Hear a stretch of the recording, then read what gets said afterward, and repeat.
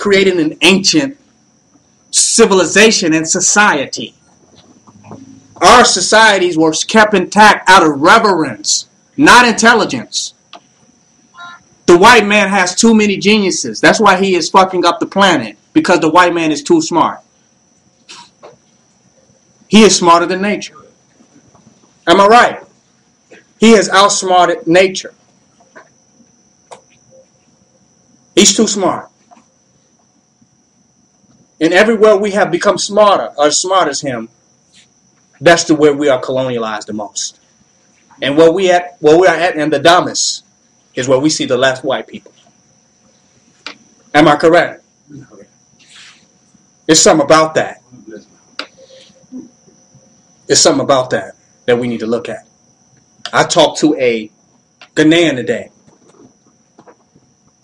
and he said, you know, the Ashantis have the most strongest king in Ghana, the most powerfulest king, and the largest tribe. And he was proud of this. Very proud. And said, you know, we are still in power in our country. And I said, I should have cut him off and said, you know, you're not. Why don't you go ahead and be the king? You're over here in America. Aren't you smarter? Do you see what I'm saying? Do you see the point that I'm making? He was proud that his people was ruling. And any of them ruling was all of them ruling. With our people, it's very competitive. We have, I'm smarter, I should rule. Right? I'm more intelligent. I should be in power. I have better ideas. I should be in power. You know why you really should be in power? Because you have the most relevance. Because that will maintain what? The integrity of our society. Intelligence will not maintain the integrity of our society. Smarts will not maintain the integrity of our society. Eurocentric intelligence will westernize African society. Am I right? Reverence will what? Maintain African society. So rulership should be based on reverence, not intelligence. Who can show? Who has the most steadfastness and endurance to maintain the reverence and the integrity of the society so that it will continue to be one? Is that the real question? Smart people make innovative and creative changes to society. They don't maintain its independence, its sovereignty. They got a lot of ingenious ways to integrate with his will and his society. Now, some of our separateness have maintained even in America. We still are not totally amalgamated. Some people say after King we integrated with the white man. This is an example that we have not integrated with the white man. Some people integrated with the white man, and some of us didn't. Some of us are not integrated with the white man. The black supremacists is the best example of that. We have not integrated with them. Some of our people within our that have not integrated, that are part of the not integrated circle, are pushing integration through capitalism, right? Through doing business with them. We are still a native people. See, we think we lost all our sovereignty and we're not native and we mixed in with the white man. Bullshit. As soon as you think that, you're defeated. And they ain't got to do no more work. The reason some people are still coming to us talking about capitalism and this, that, and other, because we're not integrated. Because we are not sold on it. Until we are all sold completely on it, we are not conquered. Do you hear what I'm saying?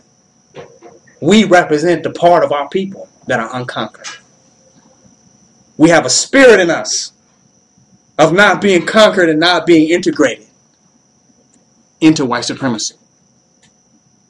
Of African people all over the world. Right here in America. Strange, ain't that? Strange. That some Africans in America, some black people in America, have the strongest the strongest separation and rebellion against white supremacy. That blows some people's mind. And out of that, we attract that. We should do this with the white man, just like those same Negroes would have came to the Native Americans and said, we should just set up a business, and do this on the land. Wouldn't they? We could sell the houses and sell this and get some money. And then, are you serious? This is how you go into the chief of a Native American tribe with these type of ideas? This is what's happening today. But we think we're trying to get somewhere, so we don't see ourselves as that. We think we're trying to solve a problem that our position has already solved. We think we're doing problem and solution. We don't realize that we actually have become a problem for somebody else. Yes, that's very true. We're not, exactly, precisely. Precisely. We have become a problem for somebody else. We're a problem for the capitalists. Yep. Precisely. Exactly. We're a problem for the businessman. Do you understand what I'm saying? We're a problem for that part of our community that feels like we need to be this progressive economic entity to have an economic progress in this white man's system. We're the problem. So they act like they're trying to solve black problems, but they're trying to solve the problem that is us. These Negroes that have totally rejected white supremacy. That's a problem. Not to the white man, but to the black capitalists. Because we Negroes that could have been used in the plantation. That was a good Negro that could have been helping me with this and that. Precisely. That Negro is wasting all that talent. And that takes me into my next subject that I want to talk about. Rebellion versus revolution. Revolution, in the way we speak of it in this society, revolution is white supremacy. Because we're trying to make change and make something better. Watch where I'm going with this. The whole idea of progress, and some of you need to go back and study some of Amos Wilson's work, because he went in heavy on this. I did not originate these ideas that I'm about to go into. The whole idea of progress is a Western concept. Do you hear me? The whole idea of progress is an economic idea. So revolution, as it relates to materialistic progress, is a white supremacist idea. Revolution was white supremacy in Marxism and socialism in Russia, in China, in Europe. Do you understand what I'm saying? It is a white supremacist concept. The black man is already complete, is already whole, has already arrived. It's the totality. That which lacked melanin is always incomplete, right? So it has to progress. So its ideas, its mindset is focused on its evolution because it is de-evoluted. So it has an idea of progress. The white man can progress. If he can so luckily get with a black woman and have a child, he has progressed. There's progression for him. So this is a reality instinctually that I can progress because I'm de-evolved. I'm recessive. So from this deep realization of this instinctual realization of that he is recessive, he has this whole thing of progress. We can do more. We can get more. We can be more. We can have more. We can get more. We need more. We can get more. We can have more. We can be more. Of course you can. Because you are recessive. You are not evolved. You are lesser than a primate. A primate is more evolved than the white man. So his inadequacy about his progress is an innate part of his existence that we have adopted from him. We want to progress. Well, let's get more money and get more businesses and get more this and get more that and get more slavery and get more workers and get more exploitation and get more people. We can dominate and have to kill over this money and over these buildings and over this and over that. Right? We can't be at peace when we have a deep sense of inadequacy that is a reflection of white supremacy. Because the white man by nature is an inadequate entity. And the only thing he is adequate at is projecting his inadequacies on others. When you got dark people putting on suntan lotion, you have reflected your inadequacies. Why are melanated people wearing suntan lotion? Real talk. When I was a child, I saw dark people putting on suntan lotion. Come on. Bleaching cream. The dominant entity on the universe is wearing bleaching cream. Because the white man has projected his inadequacy. He hasn't projected in our inadequacies.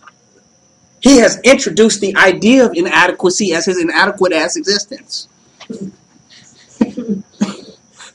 Y'all hear me? Am I teaching?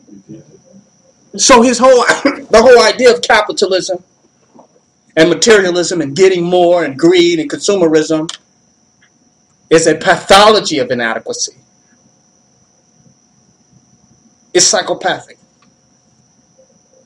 It is neurotic. It is a de-evolved mind, consciousness, nervous system, central brain, pineal, all that. We can go on. The list go on. No melanocytes, melanin centers, no centeredness. Our body has how many different melanocytes? How many different centers? Because melanocytes are dark matter consciousness centers. How many of them we have? So we have more potential to be centered as the center of darkness of the universe than him. He can never be centered. That's why they got so many centers. This center and the Harold Washington Center and the center of this and the center of that. Be centered in your goddamn self. How many centers do we need? A new center, huh? He's not centered. I'm making a point here. So the whole idea of progress as it relates to him is materialism.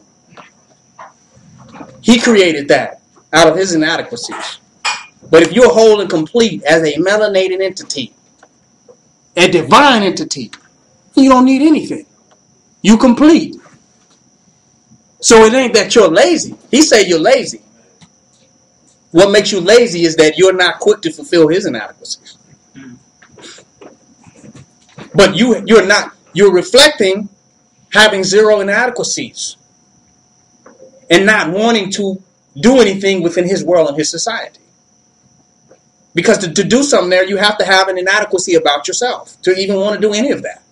I'm not smart enough. I need education. I need a degree. I need this. I need that. I don't have this, so I better do that. Those are all inadequacies. And some people with none of that live better than those with it. As a black person on a health level, we will always live better than a European no matter how many degrees he ever have. He is going to have cancer and melanoma no matter what. His skin is going to turn to paper thin and start falling off no matter what he does. Huh? They said black people get AIDS. He already have AIDS. He's going to have AIDS anyway. He's going to get sarcoma, automatically, whatever you call this shit. Carposa sarcoma, whatever. Melanoma. No melanin.